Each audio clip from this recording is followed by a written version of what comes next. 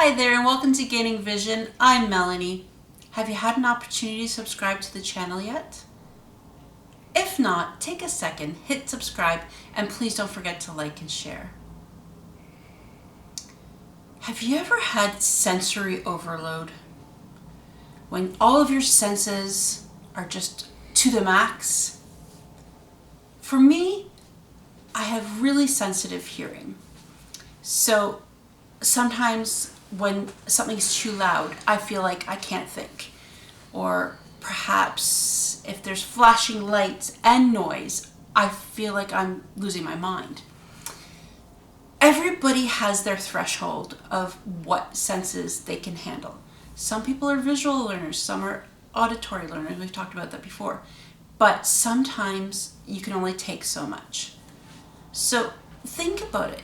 Going to a sunny beach. The waves are lapping. There's people on the beach playing in the sand, yelling to one another, playing ball. And you hear music in the background. So sun, noise, different sounds, and of course the smells of sweat, suntan lotion, and possibly food. All of these senses are coming at you full force. How do you handle it?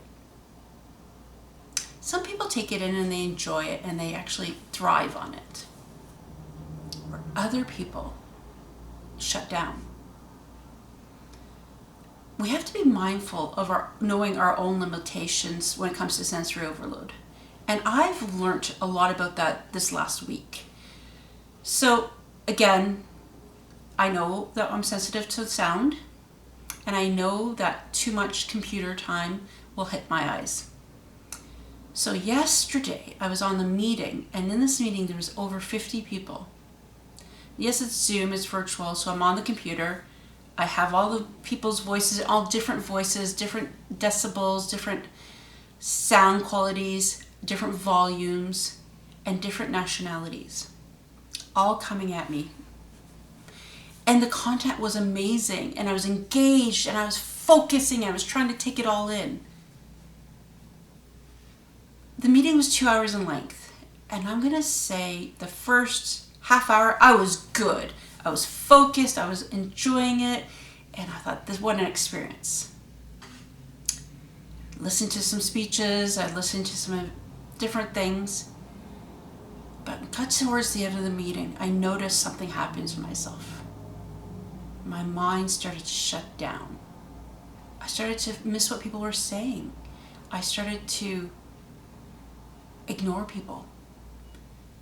That's not like me because I'm very focused.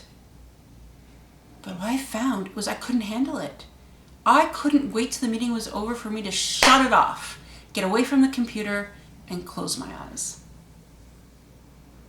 I've never had a sensory overload to that point before. Yes, I talked about the beach.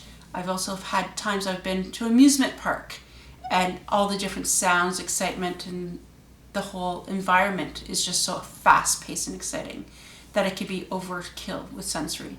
Especially crowds, when there's a lot of people, that also affects me. But what I learned after talking with people after that meeting, it wasn't just me.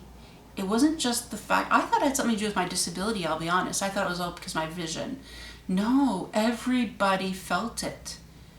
So how do we combat that? How can we take in all that into consideration to keep our meeting attendees engaged? We can't tell people to talk quieter. We can't tell them to change their voices, and we can't change the environment. I think it comes down to us as individuals. I think we have to mentally prepare ourselves for it, know what we're going into, and know when we need to take a break. I'm not saying you walk out of a meeting, that's not what I'm saying. But if you need to take a minute, turn your camera off, and just listen, do it. If you need to turn off the sound, do it. Whatever you need for that moment. Otherwise, it's going to put you back. I found after yesterday, I was useless for the rest of the night. I needed to go, shut myself in the room, listen to a book, and close my eyes, and tune into much of nothing. I can't even tell you what the book was about. because I was that burnt out. Sensory overload not only happens to adults, it happens to kids, especially kids that are on the autism spectrum. You see how they react differently. Some of them, run around, other people cry, everybody reacts differently. But we have to be mindful when we set up an environment for learning or for kids that we're being inclusive in the sense that we're keeping the sensory overload to a acceptable level. Now, we're not going to make every kid happy, because some kids like loud noises and they like to scream and run around and have the vibrations and different things like that. But we have to be mindful of everybody's needs. And that may be a conversation with the parents, may be also, as parents, having our children get used to different sounds and experiences.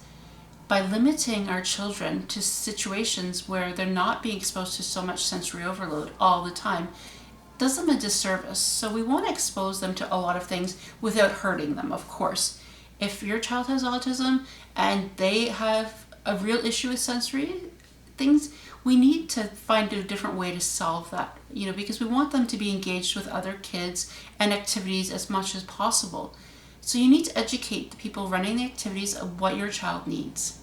So maybe that is going to be a quiet zone. Maybe it's going to be attending a performance or a movie in a quieter zone. They have different viewings now. So ones that don't have the volume up so high, others where the lights aren't so bright, or they're not shifting, or there's not so much distractions. All of these things we have to take into consideration when we're talking about sensory overload.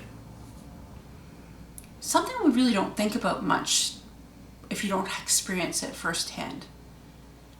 I knew about the hearing thing and the sounds, and I have to have things at a different level than a lot of people, but I didn't realize that it would shut down my brain and my capacity to digest information. That was a scary experience for me. So now I know I need to practice these skills.